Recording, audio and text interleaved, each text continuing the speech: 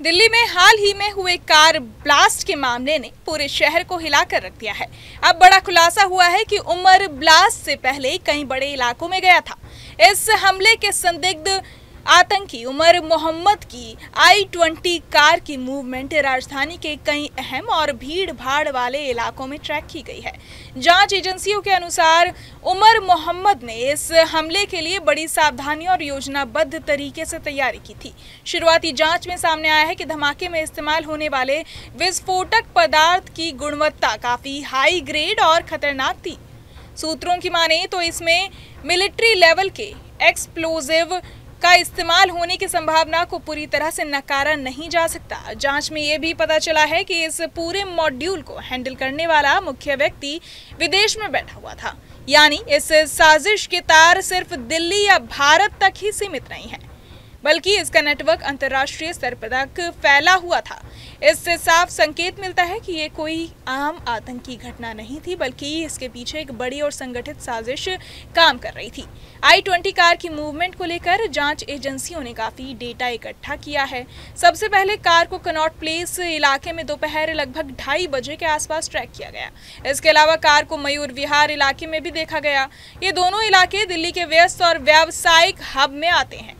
जांचकर्ताओं का मानना है कि उमर मोहम्मद ने इन इलाकों में कार घुमाकर जगह जगह रेकी की थी, ताकि ब्लास्ट के लिए सबसे उपयुक्त और भीड़ भाड़ वाले स्थान का चुनाव किया जा सके।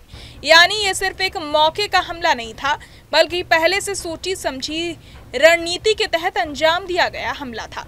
जांच एजेंसियों ने इस दौरान धमाके के क्राइम सीन का भी बारीकी से मुआयना किया। उनकी रिपोर्ट के अनुसार धमाके की तीव्रता और विस्फोट की वजह से पता चलता है कि उसमें उच्च गुणवत्ता वाले मिलिट्री एक्सप्लोजिव का इस्तेमाल किया गया हो सकता है। ये बात सिर्फ तकनीकी जांच से ही सामने आई है। जांच अधिकारी इसे गंभीर मान रहे हैं, क्योंकि हाई ग्रेड विस्फोटक का इस्तेमाल आम आतंकी हमलों में बहुत कम होता है और ये सीधे तौर पर संगठन की क्षमता और खतरनाक नेटवर्क को दर्शाता है।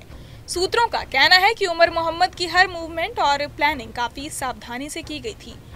फोन और कम्युनिकेशन के जरिए भी इसकी जानकारी मिल रही है कि कार की रूटिंग और समय को पूरी तरह से सोचा समझा गया था। कनॉट प्लेस और मयूर विहार में कार की ट्रैकिंग से ये साफ हो जाता है कि उमर ने अलग अलग लोकेशंस का जायजा लिया, ताकि धमाके का असर ज्यादा से ज्यादा हो और मैक्सिमम नुकसान पहुंचाया जा सके।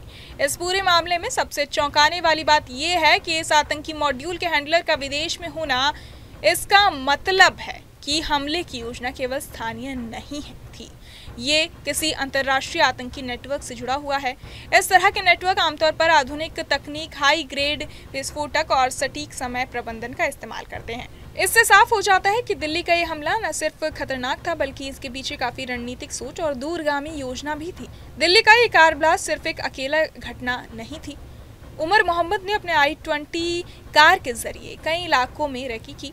हाई ग्रेड विस्फोटक का इस्तेमाल किया गया और इसके पीछे अंतर्राष्ट्रीय स्तर का नेटवर्क था। ये सारी जानकारी जांच एजेंसियों को धीरे धीरे मिल रही है और मामले की गुत्थी सुलझाने में अहम साबित हो रही है। बहरहाल, इस पूरी खबर को सुनकर आप क्या कुछ सोचते हैं, हमें कमेंट बॉक्स में ज़रूर बताएं और बाकी तमाम खबरों के लिए सब्सक्राइब करें न्यूज़ नेशन। सटीक और भरोसेमंद खबरें अब आपके मोबाइल पर अभी डाउनलोड करें न्यूज़ नेशन ऐप, एंड्रॉयड और iOS पर उपलब्ध।